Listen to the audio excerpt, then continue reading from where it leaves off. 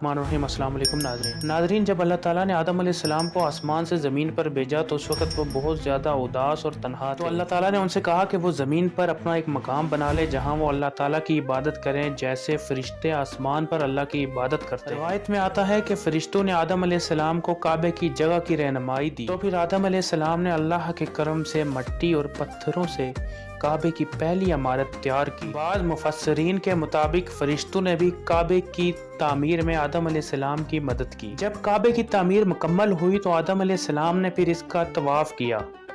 ये ज़मीन पर पहली इबादत थी और फिर उसके बाद काबा को अल्लाह का घर कहा जाने लगा। और फिर जब नूह अलैहिस्सलाम के दौर में एक बहुत बड़ा तूफान बरपा हुआ, आसमान से बारिश बरसने लगी और जमीन से चश्मे फूट गए और पूरी दुनिया पानी से भर गई। तो इस तूफान में आदम अलैहिस्सलाम की बनाई हुई काबे की इमारत भी मिट गई। जब तूफान थम गया, नूह अलैहिस्सलाम और ईमान वालों की किश्ती जब नीचे उतरी तो काबे की इमारत खत्म हो चुकी थी। फिर सदियों बाद अल्लाह ताला ने अपने खलील हजरत इब्राहीम अलैहिस्सलाम को हुक्म दिया कि वो इस मुकद्दस जमीन पर काबे की तामीर दोबारा से शुरू करें।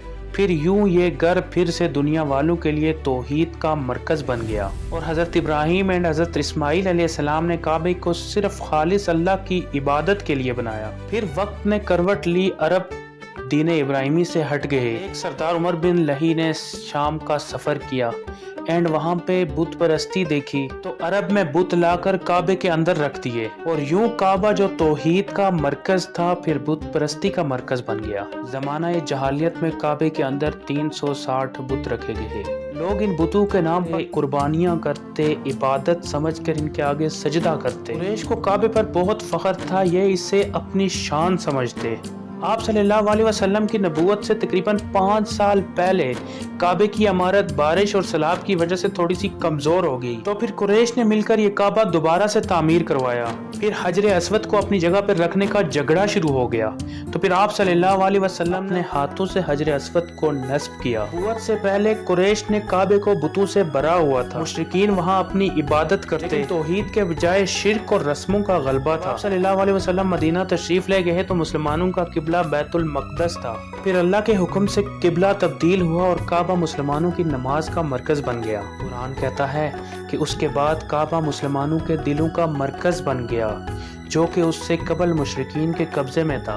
एंड आप सल्लल्लाहु अलैहि वसल्लम ने जब 8 हिजरी को मक्का फतह किया और फिर काबे के अंदर जब आप गए तो फिर आप सल्लल्लाहु अलैहि वसल्लम ने काबे के अंदर से तमाम बुत गिराए और ये आयत तिलावत की जिसका तर्जुमा है, हक आ गया और बातिल मिट गया, बेशक बातिल मिटने ही वाला है। उस दिन के बाद काबा खालिस अल्लाह की इबादत के लिए पाक हो गया। उसके बाद हजरत अबू बकर, उमर, उस्मान एंड हजरत अली रजी अल्लाह ताला अन्हो की खिलाफत के दौर में भी काबा मुसलमानों का किबला और मरकज रहा।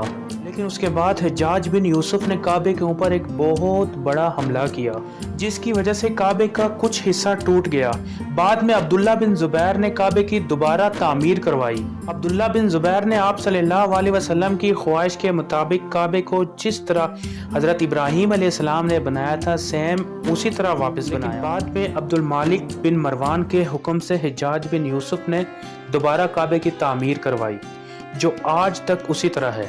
283 हिजरी को काबे को एक बहुत बड़ी आग लगी जिसकी वजह से इसकी छत और इसके पर्दे जल गए। लेकिन बाद में अब्बासी खलीफा ने इसकी मरम्मत करवाई। उसके बाद सल्तनत उस्मानिया ने काबे की कई बार मरम्मत और तोसी करवाई और फिर 1996 में काबे की दोबारा तामीर करवाई गई जिसमें काबे की पूरी इमारत को मजबूत पत्थरों के साथ दोबारा तामीर किया गया।